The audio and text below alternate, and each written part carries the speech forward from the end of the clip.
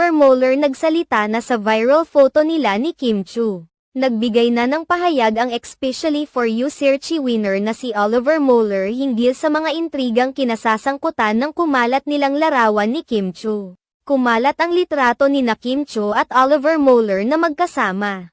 May larawan din silang makikita kung saan kinunan sa loob ng dressing room ng It's Showtime. May larawan din si Oliver na kasama niya ang iba pang mga It's Showtime hosts. May mga netizens naman na naghinala na tila natitipuhan umano ni Oliver Moeller si Chanite Princess Kim Chu na katulad niya ay nagmula rin sa Cebu.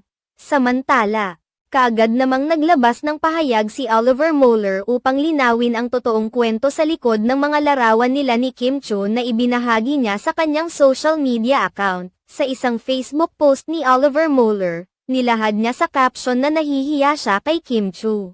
Dahil dito marami ang naghinalang